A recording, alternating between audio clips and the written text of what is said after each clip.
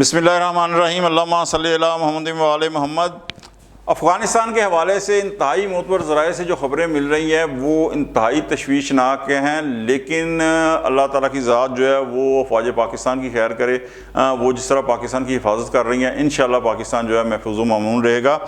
जो ख़बरें आ रही हैं कि अफ़गानिस्तान ने हिंदुस्तान से $3 अरब जो हैं वो मांग लिए हैं, ये किस लिए मांगे हैं और क्या हिंदुस्तान इतनी बड़ी रकम अफ़गानिस्तान को देगा, इस पर यकीनन बात होगी। लेकिन इससे पहले हिंदुस्तान इसके बदले में जनाब अफ़गानिस्तान से क्या मांग रहा है और अफ़गानिस्तान जो है इन $3 अरब के जो है वो उनका इस्तेमाल जो है वो किस मद में करेगा इस सारे अमूर पर बात होगी। लिहाजा आखिर तक जो है वो ये वीलॉग जो है वो ज़रूर देखिएगा।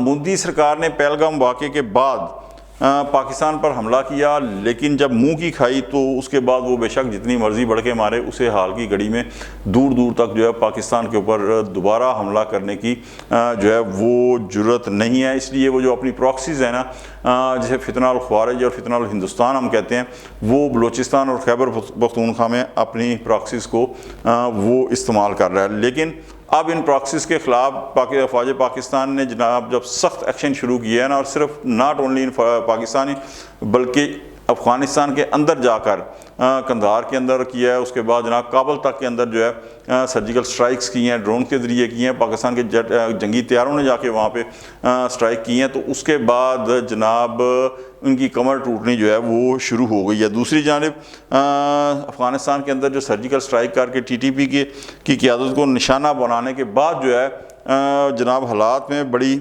मस्बत तब्दीली आई। और उसके बाद दोहा के अंदर जब मुज़ाकरात हुए हैं ना, तो माजी की निस्बत में जल्दी इसलिए बता रहा हूँ ताकि अपने असल मौजू की तरफ जो है वो आ जाऊँ।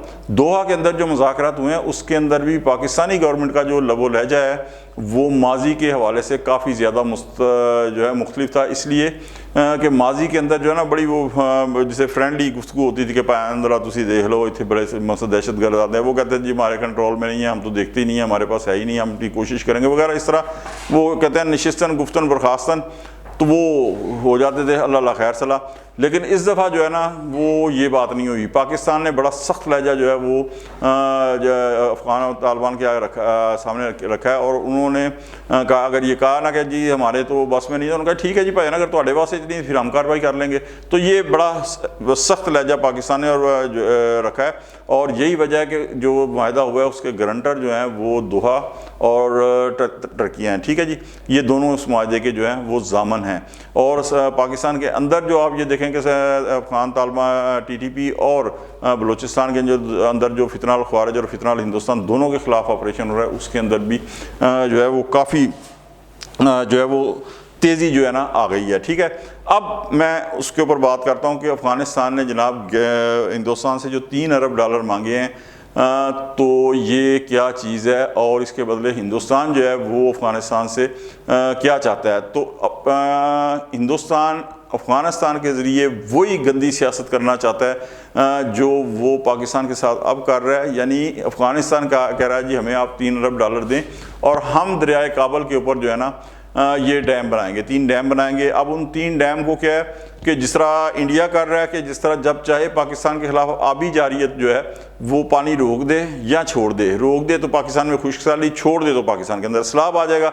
तो वो कह रहा है कि अगर काबल के ऊपर हम 3, पहले भी डैम है काबल दरियाए काबल के ऊपर, लेकिन 3 डैम अगर और हम बना लेंगे तो फिर दरियाए काबल का जितना पानी है वो उसको कंट्रोल करने के काबिल अफ़गानिस्तान हो जाएगा, और पाकिस्तान में दरियाए काबल के ज़रिए जो पानी आता है उसका सारा कंट्रोल अफ़गानिस्तान के पास जो है वो आ जाएगा। तो ये बिल्कुल वही गंदी ज़हनियत है हिंदुस्तान वाली जो अफ़गानिस्तान के ज़रिए हिंदुस्तान जो है ना वो पाकिस्तान के ख़िलाफ़ करना चाह रहा है। अब इसके बदले हिंदुस्तान क्या चाह रहा है, वो कह रहा है जी जनाब अशरफ गनी के दौर के अंदर अफ़गानिस्तान के 11 सूबों के अंदर जो हिंदुस्तान ने 24 कौंसलेट जनरल बनाए हुए थे वो उन्हें दोबारा खोलने की इजाज़त दे, और उन्हें वो दोबारा एक्टिव करना चाहता है, फाल करना चाहता है, बल्कि 24 से भी ज़्यादा जगहों पर। अच्छा, उसका मकसद क्या है?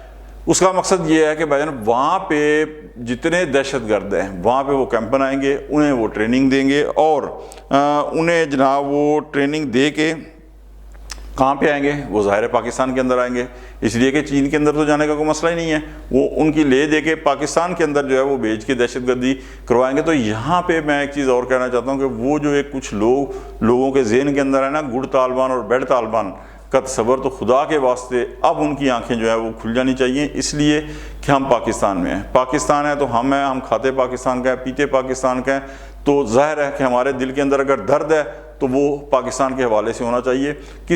کوئی بھی بندہ جو ہے اگر پاکستان کی طرف میری آنکھ سے دیکھتا ہے تو وہ ہمارا دشمن ہے، اور ہمیں اسے دشمن سمجھنا چاہیے۔ تو یہاں پہ تو آپ یہ دیکھیں کہ ہمیں 50 سال کے قریب ہو گئے ہیں تقریباً ان کی مہمان نوازی کرتے ہوئے، اور کوئی 2-4 ہزار 10 ہزار نہیں بلکہ 40 سے 50 لاکھ جو افغانی تھے ان کی ہم نے مہمانداری کی ہے، اور اس کے بعد جناب ان کا اس مہمانداری کا اور ان احسانوں کا جو ہے نا وہ صلہ جو ہے وہ ہمیں دہشت گردی کی صورت میں مل رہا ہے۔ ہمارے کھربوں ڈالر کا جو ہماری اکانومی کو ہے وہ ٹیکا لگ چکا ہے، 80,000 سے زائد پاکستان کے بے گناہ افراد جو ہیں، شہری جو ہیں، جن کے اندر ہماری جو مسلح افواج ہیں ان کے اہلکار آفیسر سب شامل ہیں، وہ بے گناہ موت کے گھاٹ اتارے جا چکے ہیں۔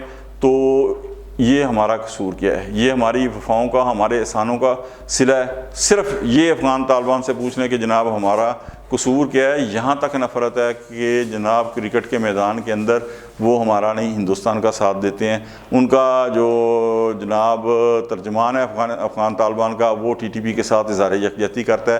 تو خدا کے واسطے صرف ہمارا قصور بتا دیں، اگر ہمارا کوئی قصور نہیں ہے تو پھر جو ہے افواج پاکستان بالکل ٹھیک کر رہی ہیں۔ ہمیں being a Pakistani, being a Muslim, ہم اپنی افواج پاکستان کے پیچھے کھڑے ہیں، اور جو بھی پاکستان کی طرف میری آنکھ سے دیکھے اسے بالکل جو ہے جسے کہتے ہیں نا تن کے رکھ دیو۔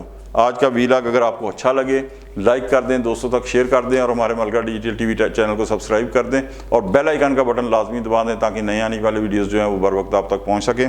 اگلے ویلاگ تک کے لیے ذوالفقار علی شاہ کو اجازت دیں۔ اللہ حافظ۔